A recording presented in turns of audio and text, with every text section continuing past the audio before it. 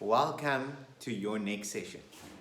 And today I want to talk about the three things, the three pillars, the three ways that you can use to exponentially grow and scale your business.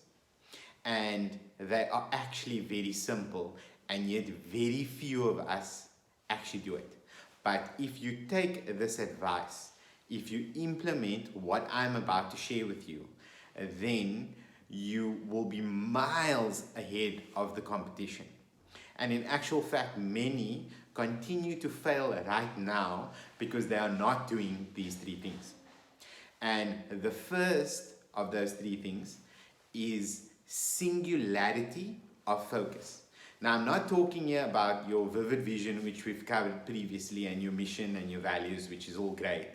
But what I'm really talking about here is the way in which you approach everything in your business and in your life. It is a filter by which you weed out what is important, what is priority, and what is not. Right? So many of us are distracted by what you might know as shiny object syndrome, right?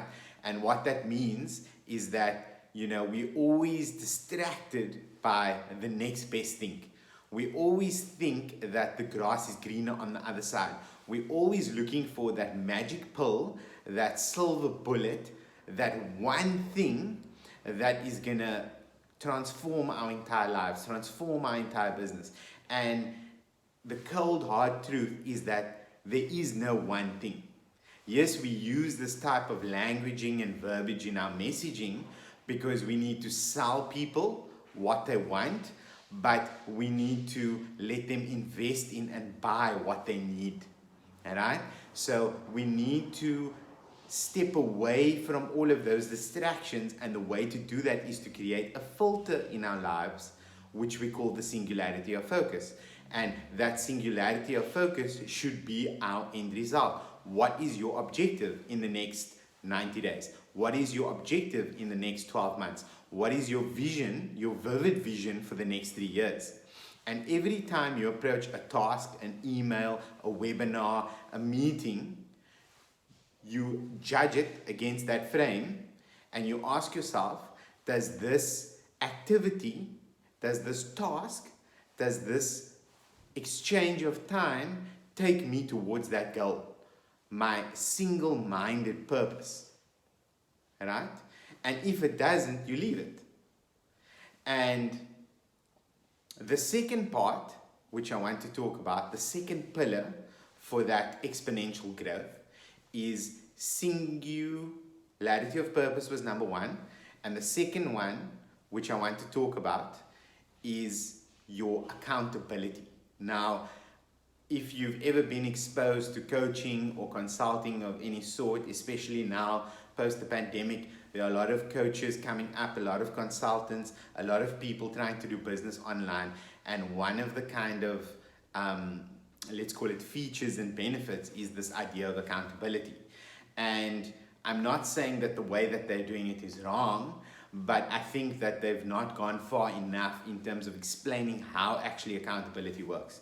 So for me, in my own personal life, in my mentor relationships, there are two ways which I've seen accountability work and manifest tangible results. And the first way is by investing a significant amount upfront. So if you are looking for that six-pack abs, if you are looking to get in shape, if you are looking to lose weight, it's not about just saying, okay, I'm going to get a personal trainer and I'm going to wake up every morning at 5 a.m. and I'm going to meet my personal trainer, because the reality is every time you wake up, you will find at least 99 excuses why you shouldn't go.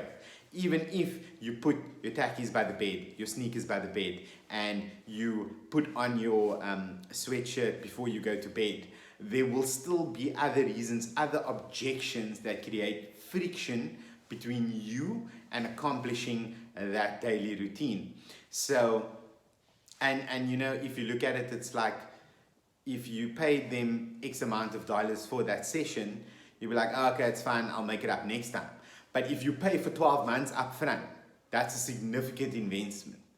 And that cost of inaction, of losing 12 months, potentially 6 figures on your personal trainer, that pain will motivate you far faster, far stronger than if you were just going to lose one session. So that's the first way. It's to invest upfront all that you can financially, so that when you feel you might not act, you might not make the decision to go, you feel that financial pain. There is an emotional motivation that forces you to go. The second way is through using accountability with someone you care about. Because it is only really through the fear of disappointing those whom we look up to, whom hold us in high regard, who are personally invested in us, and our emotional well-being personally invested in them. If it's only in the face of such disappointment that we choose to act at our best rather than how we feel. So the first way is, if you want to do it by feelings, invest a lot so it hurts when you don't. And the second way is, invest accountability with someone who it would hurt you to disappoint. And that's how you operate at your best level, holding true to your singularity of focus as a filter, and being accountable to take the daily actions you need to get the results you're looking for. And that leads me into the third way. And the third way is the idea that, and it's something that I shared briefly in one of the previous things, but it's about systems, it's about process, right?